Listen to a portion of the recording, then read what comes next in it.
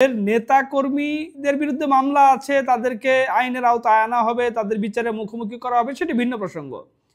কিন্তু দল হিসেবে আওয়ামী লীগ যতদিন নিবন্ধিত থাকবে ইলেকশন কমিশনের কাছে, ততদিন আসলে তাদেরকে ইগনোর করার কোনো সুযোগ নেই। দল হিসাবে যতদিন নিবন্ধিত থাকবে জাতীয় পার্টি, ততদিন তাদেরকে দোসর হিসাবে বাদ রাখার, সাইড লাইনে রাখার আসলে সুযোগ নাই। কিন্তু শুরু থেকেই 5 আগস্টের পর থেকেই যে মবক্রেসি, যে মব, যে উল্লাসিত একদল উল্লাসিত জনতা, যারা যেভাবে আইন নিজের হাতে তুলে নিয়ে একটা নৈরাজ্যকর পরিস্থিতি সারা দেশে শুরু করেছিল, সেইটা আসলে যেভাবে থামাবার কথা ছিল সেইটা এই সরকার কোনোভাবেই থামাতে পারেনি। কিন্তু সারা দেশে 4-5 হাজার গত 7 দিনেই গ্রেপ্তার, এইটা তো আসলে ন্যায় বিচার বা আইনের শাসন হলো না। এটা তো আগের মতো অবস্থা যে আপনি চাইলেন, যাকে মন চাইলো তাকেই ধরলেন, ধরে ধরে কারাগারে পুরলেন। আপনি তো 4,000 5,000 ধরেছেন, 10,000 ধরবেন, 20,000 ধরবেন, কারাগারে তো জায়গা হবে না। আপনি 1 লাখ লোককে তো ধরে কারাগারে পুরতে পারবেন না।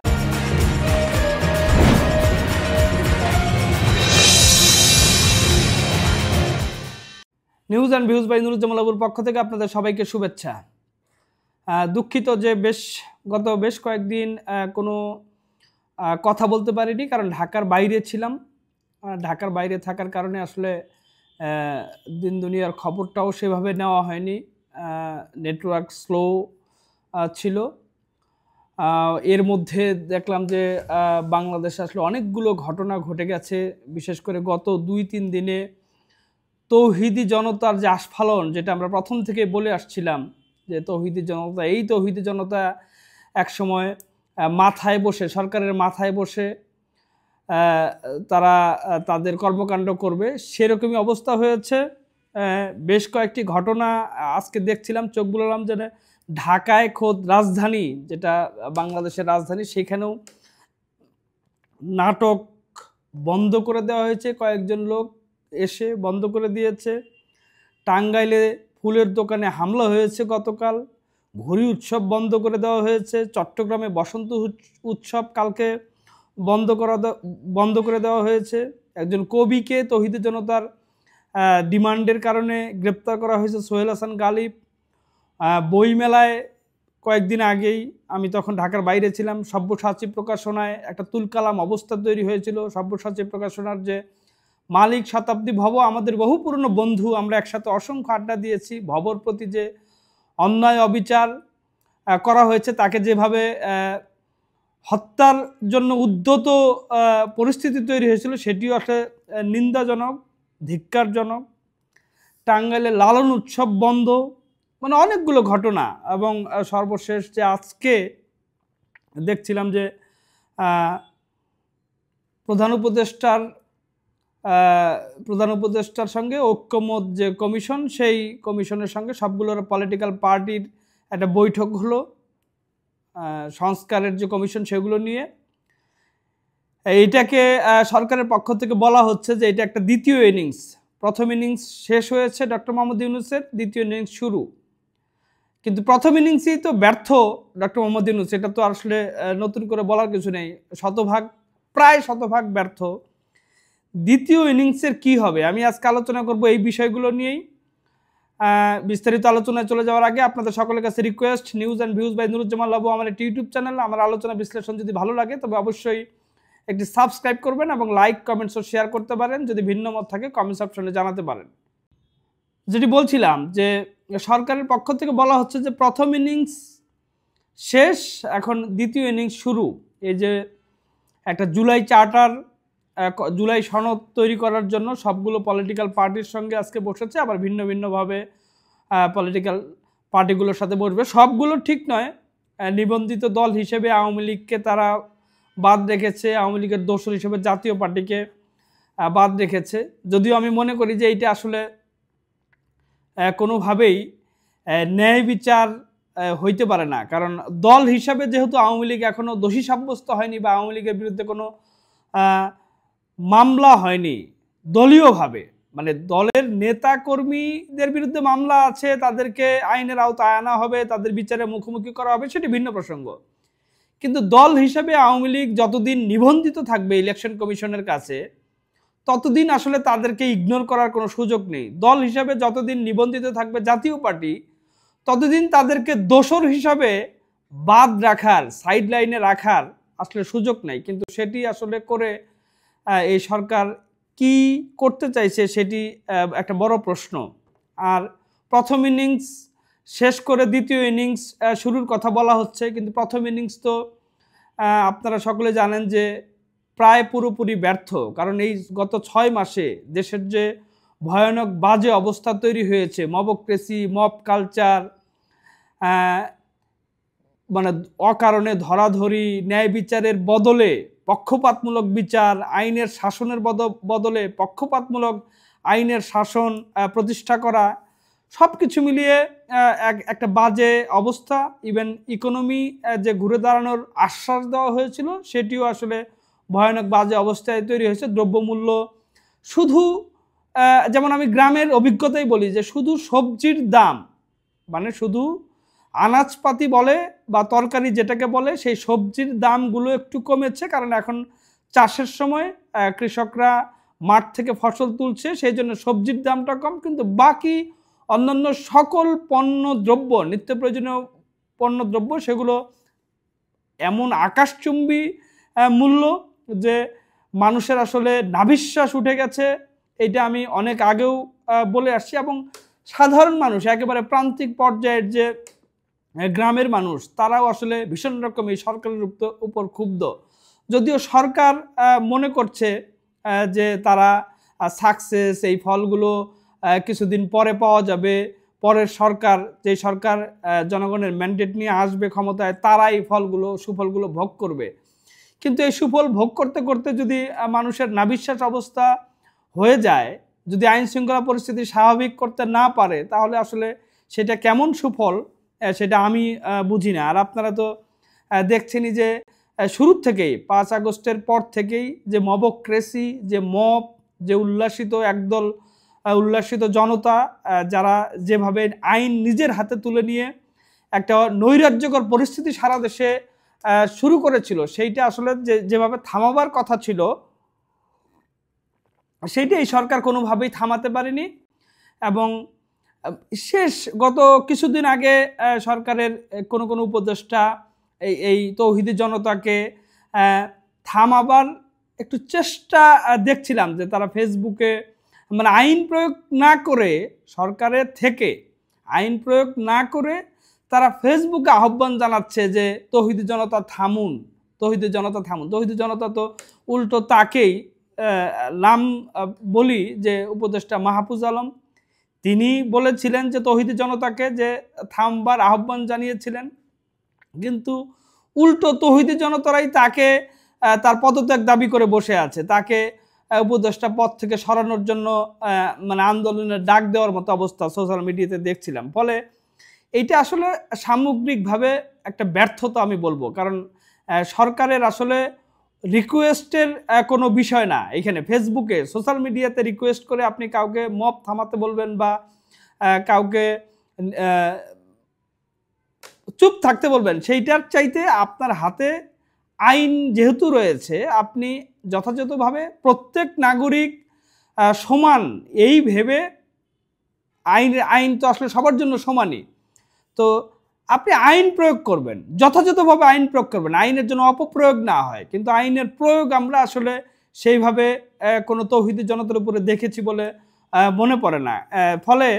ফলশ্রুতিতে যেটি হচ্ছে যে এই যে ভালোবাসা দিবসকে কেন্দ্র করে, আমি তো মনে করি যে ভালোবাসা, ঘৃণা বিদ্বেষের চাইতে ভালোবাসা দিবসকে আরও বেশি জমকালোভাবে আয়োজন করাটাই শ্রেয়। এবং বছরের 364 দিন, 365 দিনই ভালোবাসা দিবস হওয়া উচিত।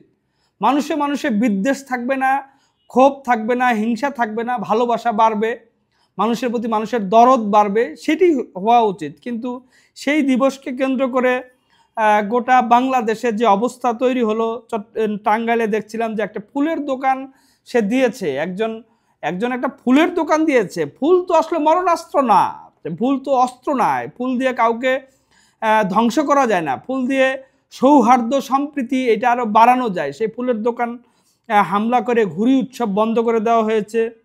চট্টগ্রামে বসন্ত উৎসব হুট করে এসে রেলওয়ে কর্তৃপক্ষ বলল যে আপনাদের বরাদ্দ বাতিল, অনুষ্ঠান চলাকালীন মানে দুপুরের পরের অংশ আর চালাতে পারেনি, বন্ধ করে দিয়েছে। আমরা জানি যে এটা আসলে কারা পেছন থেকে কলকাঠি নাড়ছে, কারা রেলওয়েকে চাপ দিয়েছে।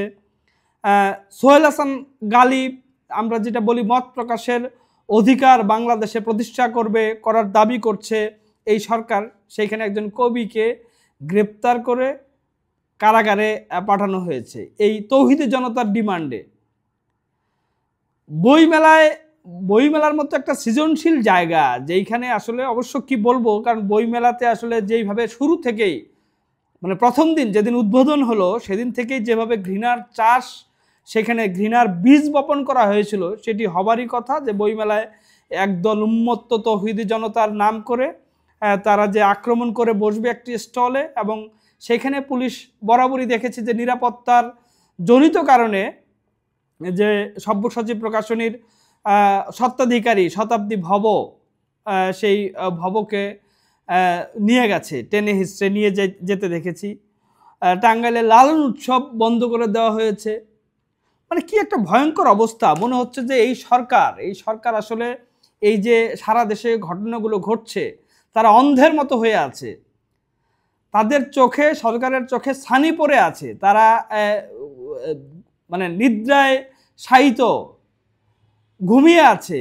মানে তারা 24 ঘন্টা পর বা 36 ঘন্টা পর বা 2 দিন পর 3 দিন পর জাগ্রত হয়ে তারা ফেসবুক আহ্বান জানায় যে তৌহিদি জনতা আপনারা থামুন, কিন্তু তৌহিদি জনতা তো উল্টো এই সরকারকেই চ্যালেঞ্জের মুখে ফেলে দিয়েছে। ফলে যেটি আজকের আলোচনা, যে প্রথম ইনিংস শেষ, সরকারের প্রধান ডক্টর মোহাম্মদ ইউনূস বলছিলেন যে প্রথম ইনিংস শেষ, দ্বিতীয় ইনিংসে শুরু। এই ঐক্যমত আগে পলিটিক্যালি কোন ভোট আগে হবে, স্থানীয় সরকার নির্বাচন আগে হবে না জাতীয় নির্বাচন আগে হবে, সেটি নিয়ে রাজনৈতিক দলগুলোর মধ্যে একটা বিভেদ তৈরি হয়েছে। যদিও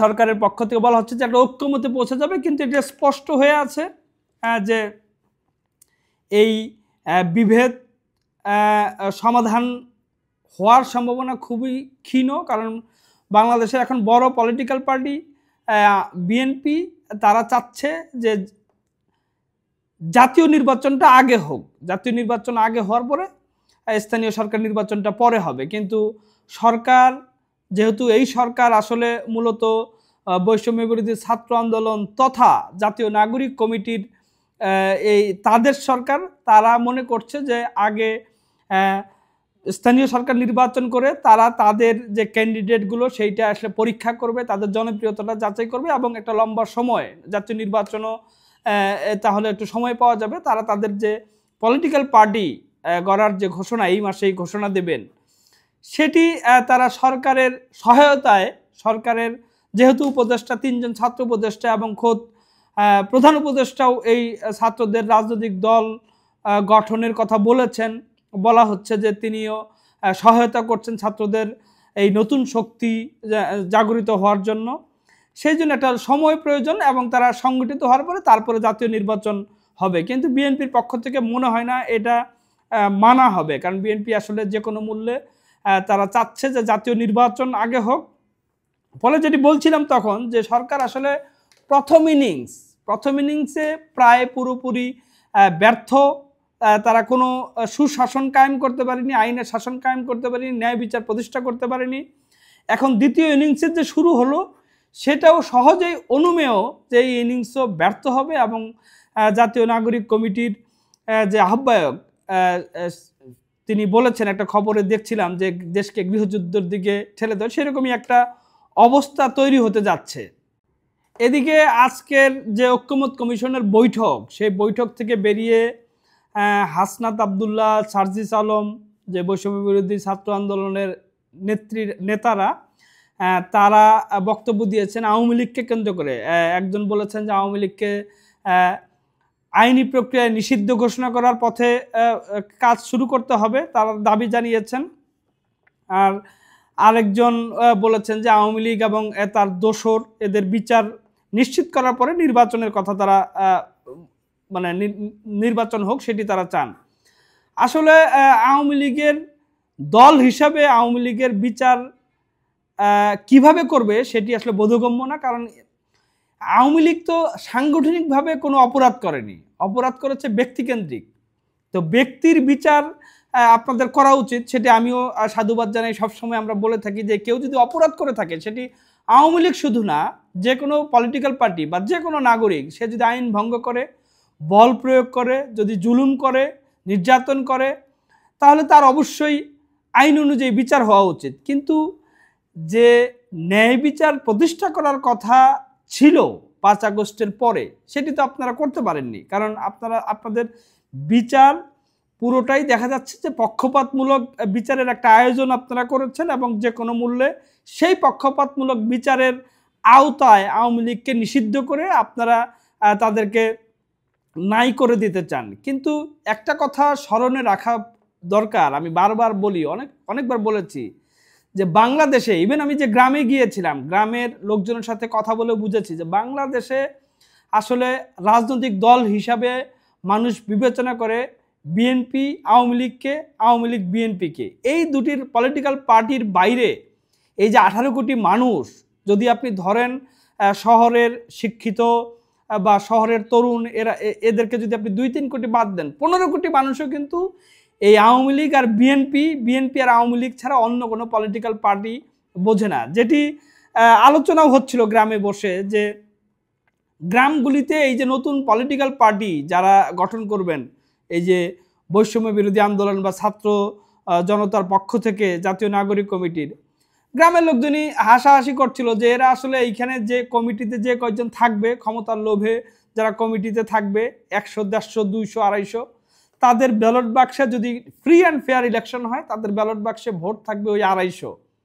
মানে একটাও এদিক সেদিক হবে বলে তারা একবারে নাকচ করে দিচ্ছেন যে এইখানে যে কোনো মূল্যে এবার হয় বিএনপি না আওয়ামী লীগ। ফলে এই যে আওয়ামী লীগকে নাই করে দেওয়ার যে আপনাদের মানে পরিকল্পনা, যে নিষিদ্ধ ঘোষণা করে একেবারে আওয়ামী লীগ নিঃশেষ করে দিবেন, সেইটা আসলে কোনোভাবেই সম্ভব বলে হবে না। কারণ আপনি এই 4-5 কোটি মানুষ এই আওয়ামী লীগের সমর্থক, তাদেরকে আপনি এই দেশ থেকে বিতাড়িত করতে পারবেন না। এই দেশ থেকে আপনি তাদেরকে ধরে ধরে জেলে পুরে রাখতে পারবেন না, কারণ আপনার সেই ক্যাপাসিটি নেই। যদিও অপারেশন যে ডেভিল হান্ট গাজীপুরের ঘটনা নিয়ে শুরু হয়েছে, সেই ডেভিল হান্টকে কেন্দ্র করে গণগ্রেপ্তার শুরু হয়েছে কোনো যাচাই বাছাই ছাড়া। অথচ আইনের পরিভাষায় বলা হয় যে গ্রেপ্তার আসলে এসেনশিয়াল না, গ্রেপ্তার অত জরুরি বিষয় না।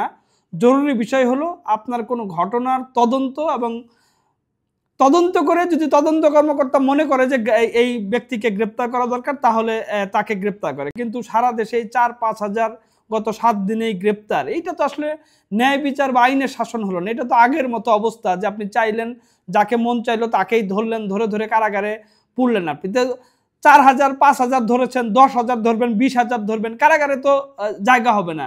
আপনি 1 লাখ লোককে তো ধরে কারাগারে পুরতে পারবেন না।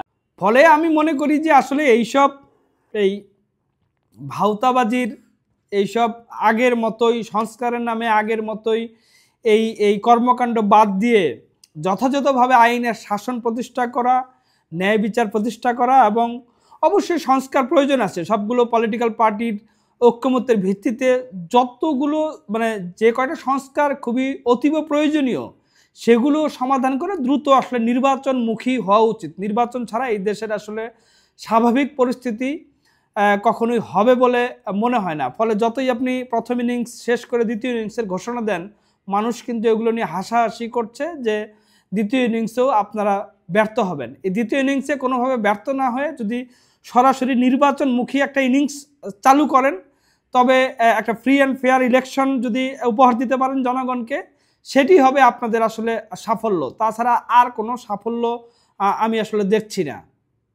সবাইকে ধন্যবাদ।